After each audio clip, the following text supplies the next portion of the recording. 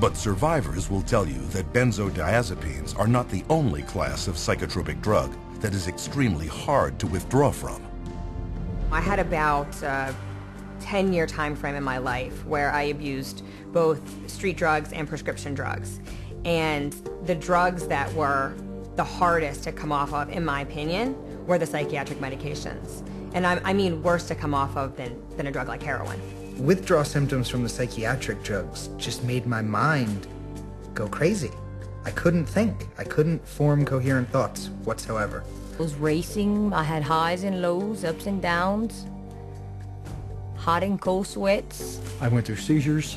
I was sweating with night sweats so bad I was wetting my bed just with sweat. I had tremors really bad. I mean, I joked that I looked like I had the end stages of Parkinson's disease, but you couldn't even hold me still when I was going through withdrawals. My legs would shake.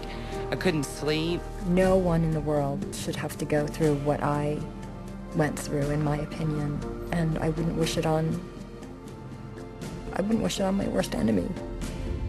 Even newborns born to women taking psychotropics while pregnant can undergo withdrawal. These infants could experience irritability, hyperactivity, abnormal sleep patterns, vomiting, diarrhea, and failure to gain weight.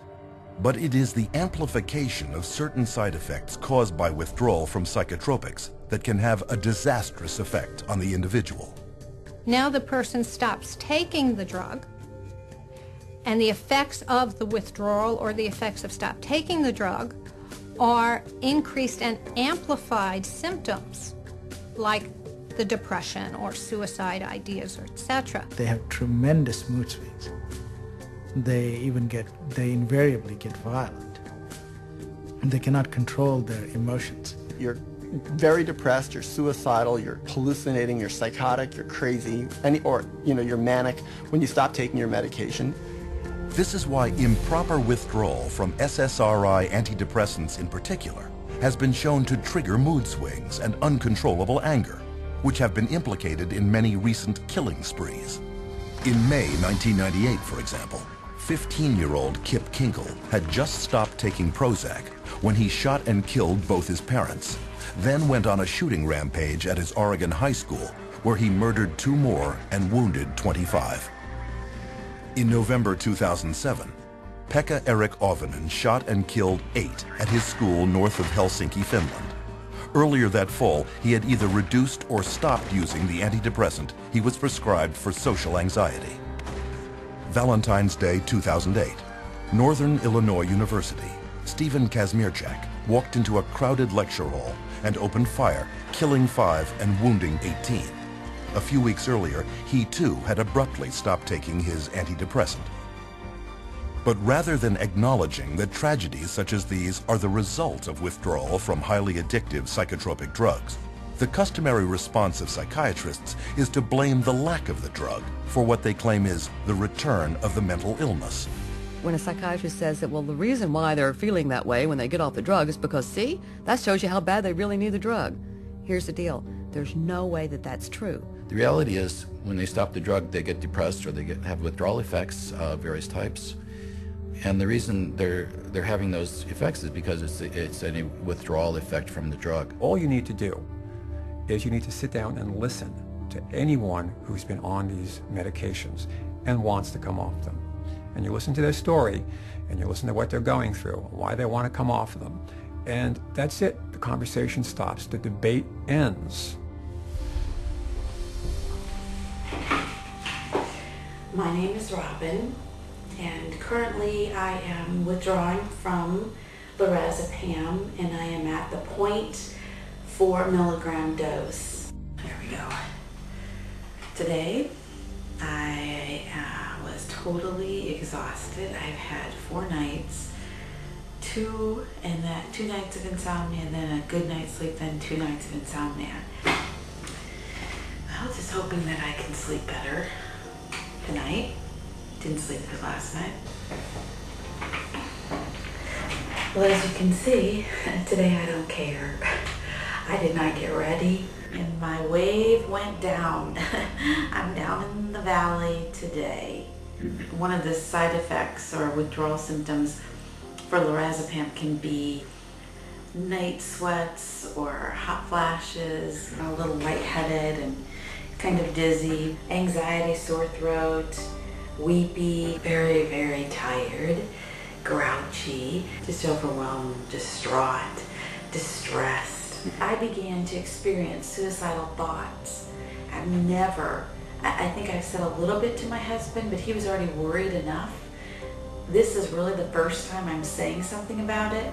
I feel like I could have a nervous breakdown. You know, there are just times like I hit a brick wall and I can't do it anymore. It's going to take another, maybe 18, 19, 20 weeks to get off of it. And that is very overwhelming to me. I'm weary today. And this is how I used to be for many weeks with lorazepam. And that's the hardest thing, is you are trapped into living it out the way you have to live it out in order to be safe. So that's frustrating. I just want my life back. And that's where I am today. It took months for Robin to wean herself off just one of her psychiatric drugs, and addiction specialists agree that slowly withdrawing is the only safe way.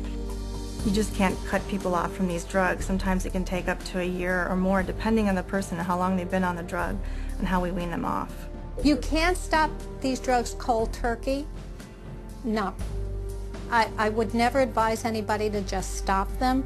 They need to be under the care of a medical practitioner. When some of my patients come in and they talk to me about getting off of psychiatric medications, I really caution them not to just stop their drugs cold turkey, because that can really send them into a tailspin. The data is right there.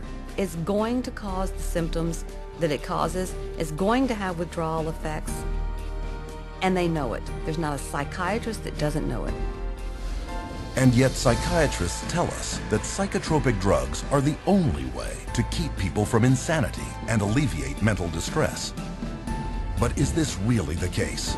Or are there other choices, effective, inexpensive, and drug-free, that could accomplish all the empty promises left broken and unfulfilled by psychiatry?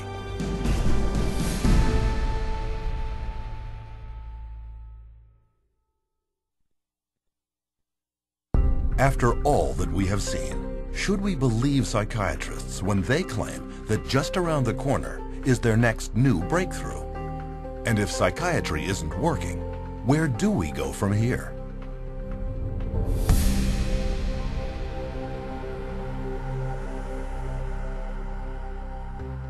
When we look over the landscape, one question becomes clear.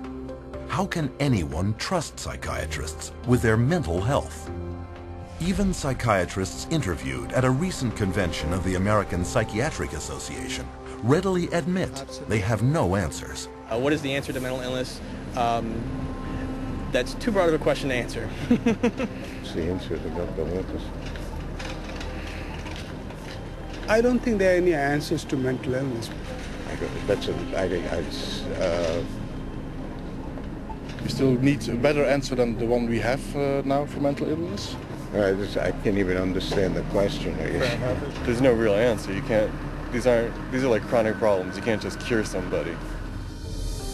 Since psychiatry has no answers, how do we care for those with very real and severe psychological problems? There are, in fact, many, many answers, but you will never hear about them from psychiatrists who prescribe psychotropic drugs. One solution was the Soteria Project, formed in 1971 by Dr. Lauren Mosher, then head schizophrenia researcher at the National Institute of Mental Health. Lauren Mosher developed this program, through NIMH to look at this, because they were starting to have in the research a debate about whether the medications were actually being helpful or whether they were actually causing some problems.